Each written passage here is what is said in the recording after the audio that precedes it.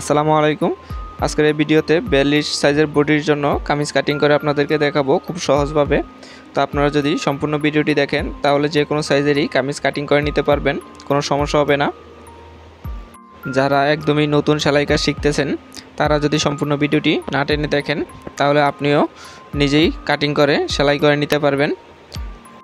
তো এখন আমাদের যেটা করতে হবে দেখেন, এই যে এটা হচ্ছে সামনের পার্ট। তো সামনের পার্টের এই যে সমান মাঝখান দিয়ে আমি ভাঁজ করে নিলাম, গলার সমান মাঝখান করে, ঠিক আছে, মাঝ সেন্টার করে এটাকে ভাঁজ দিয়ে নিতে হবে।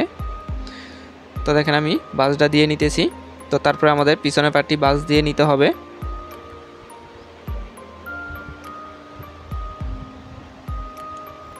তো আপনারা দেখতে পারতেছেন আমি কিন্তু পিছনের পার্টটিও কিন্তু একইভাবে ভাঁজ দিয়ে নিয়েছি, ঠিক আছে।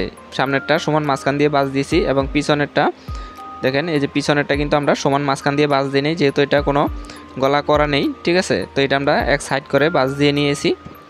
তো এই ভাঁজটা কী হিসাবে দিবেন আপনারা আমি বলে দিব। তো এই ভাঁজটা হচ্ছে আপনাদের কামিজের নিচের গের যতটুকু হবে, ঠিক আছে, গেরের মাপটা যতটুকু হবে তার থেকে আরও 1 ইঞ্চি বেশি নিয়ে নেবেন, বেশি নিয়ে ভাঁজটা দিতে হবে, ঠিক আছে। নিচের গেরের মাপ যা হবে তার থেকে 1 ইঞ্চি বেশি নিয়ে নেবেন। তো দেখেন উপরে আমি একটা সোজা করে দাগ দিয়ে নিব, ঠিক আছে। তারপরে এই দাগ থেকে আমাদের মোহরার মাপটি দিয়ে নিতে হবে। তো 42 ইঞ্চি বডির জন্য এখানে আমি মোহরা নামাবো 6 ইঞ্চি পরিমাণ, ঠিক আছে। তো সেলাই করলে পরে 6.5 হবে। তো এখানে আমি 6 ইঞ্চিতে একটা দাগ দিয়ে নিব। তারপর আমাদের যেটা করতে হবে, এখন ফাড়ার মাপটি আমাদের দিতে হবে। তো ফাড়াটি হচ্ছে আমাদের দেখেন 19.5 ইঞ্চি নিলাম এবং এই দুই দাগের মাঝখানে পেটের মাপটি দিয়ে নিলাম, পেটের দাগটি।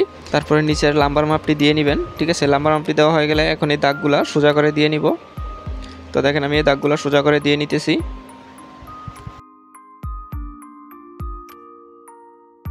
তো এখন আমাদের যেটা করতে হবে, এখানে কোমরের মাপটি দিয়ে নিব।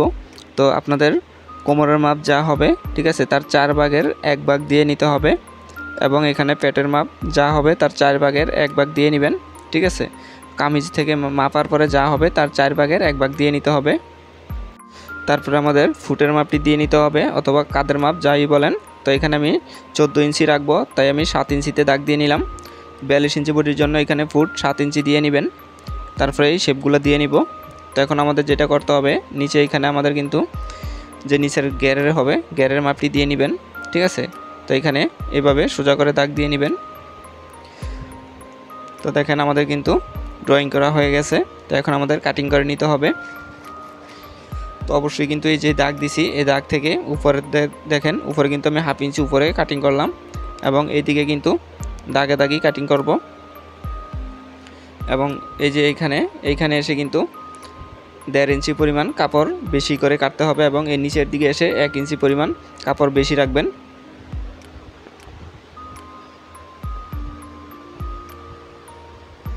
তো দেখেন আমাদের কিন্তু কামিজটি কাটিং করা হয়ে গেছে। তো এখন আমাদের এই দাগগুলোতে একটু করে কেটে চিহ্ন দিয়ে নিব যাতে পরে সেলাই করতে গেলে সুবিধা হয়। তো এখন আমাদের হাতাটি কাটিং করতে হবে। তো এখানে হাতাটি কাটিং করার জন্য এখানে ডাবল ভাঁজ করে একটি কাপড় নিলাম, তারপর আরও একটি ভাঁজ দিয়ে টোটাল 4 ভাঁজ করে নিব, ঠিক আছে। হাতাটি কাটিং করার জন্য টোটাল 4 ভাঁজ করে কাপড় নিয়ে নিলাম। তো এখন আমাদের যেটা করতে হবে, যে দেখেন এখানে কিন্তু 4 ভাঁজ কাপড় আছে। তো এখন এখানে আমরা 1 ইঞ্চি উপরে একটা দাগ দিয়ে নিলাম। তারপরে এই দাগ থেকে আমাদের হাতার লাম্বার মাপটি যা হবে তার থেকে আরও 1/2 ইঞ্চি বাড়িয়ে নিব।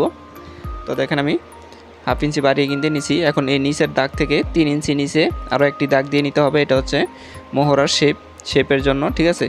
তো এখানে জামার ভিতরে মোহরা যা নামাবেন তার থেকে 2 ইঞ্চি বেশি নেবেন এবং হাতার মুখের মাপটি দিয়ে নেবেন। তো এখন এখানে এইভাবে রাউন্ড করে দিব। তো এখন হাতাটি কাটিং করে নিব দেখেন। তো যদি বুঝতে না পারেন কোনো কিছু তাহলে অবশ্যই কমেন্ট করে জানাবেন। তো দেখেন আমাদের কিন্তু হাতাটি কাটিং করা হয়ে গেছে।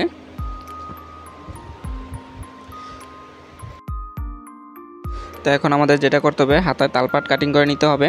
তো এখানে দেখেন 1/2 ইঞ্চি পরিমাণ ভিতর দিয়ে কিন্তু আমি কাপড়টা কেটে নিব। তো এই দেখেন আমাদের তালপাটটি কাটিং করা হয়ে গেছে। তো এটা যদি সামনে এবং পিছনে আলাদা গলা হয় তাহলেই কিন্তু কাটবেন, আর যদি সামনে পিছনে গোল গলা হয় তাহলে কিন্তু তালপাট কাটা যাবে না। তো আজকের মতো এই পর্যন্তই।